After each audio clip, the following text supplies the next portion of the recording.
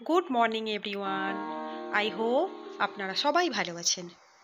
আমরাও ভালো আছি। আমি আবারও চলে এসেছি আমার আর একটা নতুন ব্লগের সঙ্গে। আশা করছি আপনারা সবাই সুস্থ আছেন, নিরাপদে আছেন এবং সাবধানে আছেন। এখন ঠিক সকাল 5টা বাজে। ঘুম থেকে উঠে ফ্রেশ হয়ে রোজকারের মতো কিচেন রুমে চলে এসেছি হাজব্যান্ডের টিফিন আর মেয়ের স্কুলের টিফিন বানানোতে।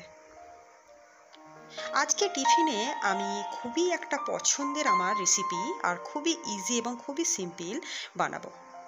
সেটা হচ্ছে আলুর ভুর্জি আর তার সঙ্গে গার্লিক পরাঠা। এই গার্লিক পরাঠা তো আপনারা সবাই নাম শুনেছেন। এটা খেতে যতটাই টেস্টি হয়, বানাতেও কিন্তু খুব ইজি। আর এই আলুর ভুর্জিটা খুবই সিম্পল, সেই জন্যই আমি আপনাদের সঙ্গে একটু শেয়ার করব। তো এর জন্য দুটো বড় বড় আলু নিয়েছি। আলুগুলোকে প্রথমে এরকম ছোট ছোট করে কেটে নিচ্ছি। খুব যে ছোট করে কাটতে হবে তা নয়, মোটামুটি ছোট ছোট করে কাটলেই হবে।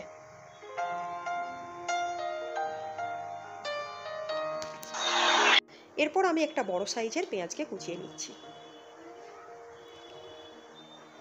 এই আলুর ভুর্জি রেসিপিটা এতটাই সিম্পল যে সেই রকম কোনো ইনগ্রিডিয়েন্ট লাগেই না।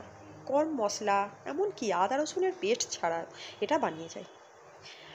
আমার আদার ফ্লেভারটা একটু ভালো লাগে, সেই জন্য আমি আদাকে একটু কুড়ে এই আলু ভুর্জিতে দিই। তো এর সঙ্গে যে আমি গার্লিক পরাঠা বানাবো তার জন্য আমি আটার ডো করে নিলাম। এরপর আলুর ভুর্জি বানানোর জন্য গ্যাস ওভেনটা অন করে দিয়ে একটা কড়াই বসিয়ে দিয়েছি। পরিমাণ মতো সর্ষের তেল দিয়ে দিলাম। তেল গরম হয়ে যেতেই এতে পেঁয়াজ কুচি দিয়ে দিলাম। পেঁয়াজটাকে নাড়াচাড়া করে একটু ভাজা ভাজা করে নেব। পেঁয়াজটা একটু ভাজা ভাজা হতেই আমি বললাম যে আমি এতে একটু আদা কোরানো দিই। তার জন্য আমি গ্রেটার নিয়ে একটু আদাকে একটু গ্রেট করে দিয়ে দিচ্ছি।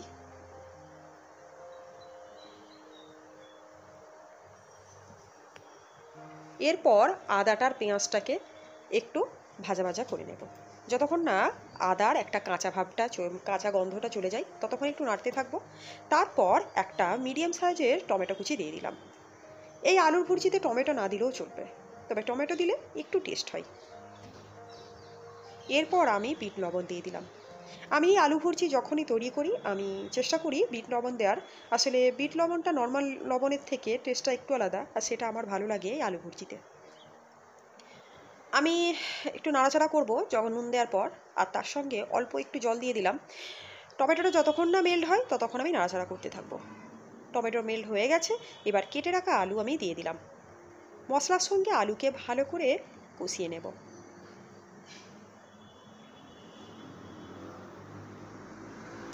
ভালো করে কষানো হয়ে গেলে উপর থেকে চিলি ফ্লেক্স দিয়ে দিতে হবে।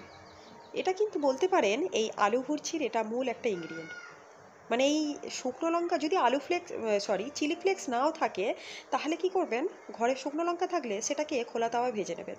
এবার সেটাকে ক্রাশ করে দিয়ে দেবেন। আমি অল্প অল্প জল দিয়ে আলুটাকে একটু নাড়তে থাকবো। এই আলু ভুর্জির ক্ষেত্রে কিন্তু খুব একটা বেশি জল লাগে না, তবে আমি তাড়াতাড়ি হবার জন্য একটু জলটা বেশি অ্যাড করি। তো আলুটা এইদিকে হচ্ছে, এইদিকে আমার মেয়েকে তুলতে এসেছে। আসলে আমার মেয়ে মোটামুটি আধ ঘন্টা ধরে না তুললে একদমই ওঠে না। ম্যাডামকে তুলতে তুলতে তুলতে প্রায় যখন নাজেহাল অবস্থায় হয়ে যায় তখনই ম্যাম উঠে।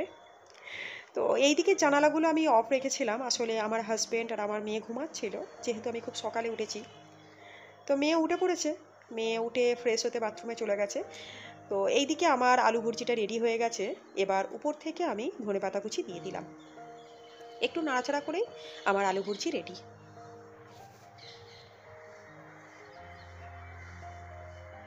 খুব ইজি এবং খুব ছটফট এটা বানানো যায়। এরপর আমি গ্যাস ওভেনে তাওয়াটা বসিয়ে দিলাম। এবার গার্লিক পরাঠা বানাবো। আমি আগে থেকেই ডো করে রেখে দিয়েছিলাম। এবার এক একটা ডো নিয়ে আমি বড় করে প্রথমে রুটি বেলে নেব।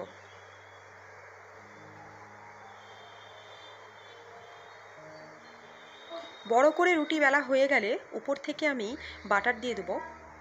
রুটির চারিদিকে ভালো করে বাটার ছড়িয়ে দিতে হবে। এখানে একটু বাটার একটু বেশি পরিমাণেই লাগবে। এরপর উপর থেকে আমি চিলি ফ্লেক্স দিয়ে দিলাম। তো চিলি ফ্লেক্স দেওয়ার পর ধনেপাতা কুচিও দিয়ে দিতে হবে। এরপর এই পরোটাটাকে 3 কোনা করে ভাঁজ করে মোটামুটি ভাবে বেলে নিতে হবে। খুব যে বড় করে বেলতে হবে তা নয়, মোটামুটি বেললেই চলবে। আমার তাওয়াটা গরম হয়ে গেছে, এবার আমি পারাটাটা দিয়ে দিলাম। প্রথমে এপিট ওপিট করে একটু সেঁকে নেব, সেঁকে নেওয়ার পর তারপর পুরোটাই বাটার দিয়ে ভালো করে সেঁকে নিতে হবে। মোটামুটি এপিট ওপিট ভালো করে লাল হয়ে গেলেই পারাটাটা তুলে নিতে হবে।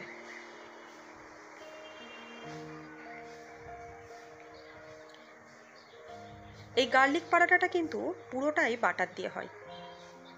যখন পারাটার কোট দেওয়া হয় তখনও বেশি করে বাটার লাগে, আর যখন সেঁকা হয় তখনও কিন্তু বেশি করেই বাটার লাগে। এই রকম সিম্পলভাবে বানিয়ে দেখবেন, সত্যি যতটা ইজি আর খেতেও ততটাই টেস্টি। তবে আমি একটু কনফিউজ যে আমার মেয়ে এই গার্লিক পারাটাটা খাবে কি না। আসলে ওকে যেহেতু টিফিন দেব, তো সেই জন্য আমি ওর জন্য নর্মালি পারাটা একটা করব, আর একটা চিলি ফ্লেক্স বাদ দিয়ে নর্মালভাবে করব। ওটা ও খেয়ে স্কুল যাবে। আর আমার হাজব্যান্ডের জন্য এবং আমার জন্য নর্মালি যেভাবে হয় সেভাবেই বানিয়ে নিচ্ছি।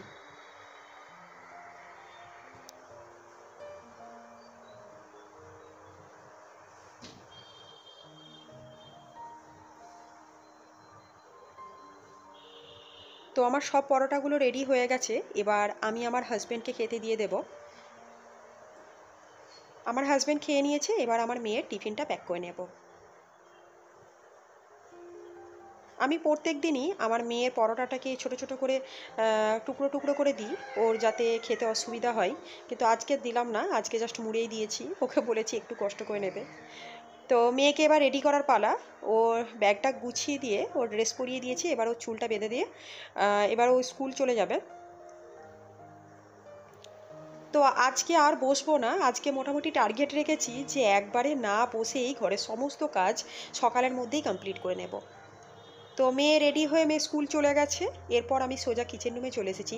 গ্যাসের কর্নার সেলফটা একটু ক্লিন করে আমি থালা বাসনগুলো মেজে নিচ্ছি। আসলে বসলেই যেন মনে হয় একটু বসি আর একটু বসি, তারপর ফোন তো আছে, একটু ফোন ঘাঁটি। তো এক্ষেত্রে আমাদের কি হয়, একটু একটু করে সেই দেরি হয়েই যায়। তো আমরা যদি একচোটে সমস্ত কাজ না বসে করে ফেলি, তাহলে কিন্তু আমাদের জন্যই লাভ, কারণ আমরা সারাদিনের অনেকটা টাইম পাই। তো থালা মাজার পর আমি সিঙ্কটাকে বরাবরই মেজে ফেলি ভালো করে, নাহলে সিঙ্কটাই দেখা যায় একটু লাল লাল মতো লাগছে। তো তার জন্য এভরিডে যদি সিঙ্কটাকে ভালো করে ক্লিন করা হয়, তাহলে সিঙ্কটা সবসময়তেই পরিষ্কার থাকে।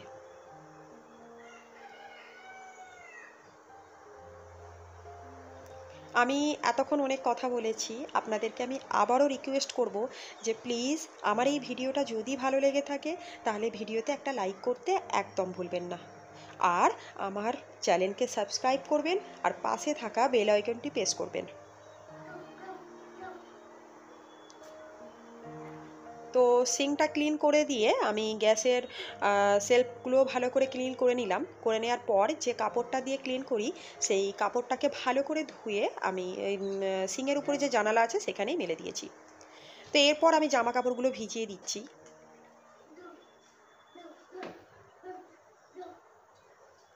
আমি প্রত্যেক দিনই ট্রাই করি সকালবেলার দিকে জামা কাপড় কেচে মেলে দেওয়ার। তো জামা কাপড়গুলো কেচে আমি মেলে দিয়েছি, মেলে দেওয়ার পর আমি ঘরটা ক্লিন করে নিচ্ছি।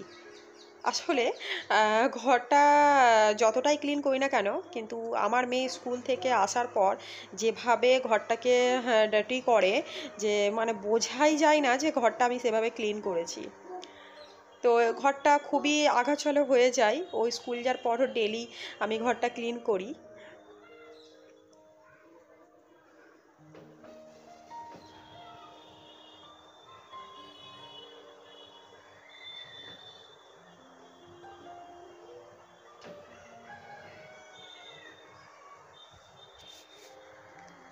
আমার যে কটা ফুল টবেতে ছিল, সেই ফুলগুলো দেখছি রোজই ঝরে যাচ্ছে। তবে হ্যাঁ, পরবর্তীতে আবার কুঁড়ি থেকে নতুন ফুল জন্মাচ্ছে। কিন্তু সত্যি বলছি, যখন টব থেকে যে মানে ফোটা ফুলগুলো পড়ছে, সেটা দেখে সত্যি খুব খারাপ লাগছে। আমার মেয়েরও খুব কষ্ট হচ্ছে আর আমারও। আসলে বন্যরা বনে সুন্দর, শিশুরা মারতি করে। এটা আমি আগেও বলেছিলাম, এখনও বলছি, যে ফুল যত সুন্দরই হোক না কেন, সেটা কিন্তু গাছেই মানায়, সেটা হাতে বা মাটিতে পড়ে থেকে কখনোই ভালো লাগে না।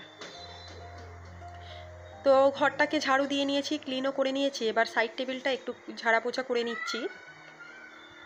আর আমার যে এই টেবিলের ওপর ম্যাটটা দেখছেন, এটা আমার মেয়ে কাঁচি দিয়ে কেটে ফেলেছে। আমি এটা রিসেন্টলি কিনেছিলাম, কিন্তু দুদিকে কাঁচি দিয়ে কেটে এই অবস্থা হয়েছে। আমি পরে ভাবছি আমার হাতের কিছু বানানো দিয়ে আমি সাইড টেবিলটা একটু ডেকর করব। আমি খুব একটা টাইম পাচ্ছি না, টাইম পেলে আমি নিশ্চয়ই এটা করব। তো ক্লিনিংয়ের কাজ হয়ে গেছে, এবার আমি ঘর মুছে নেব।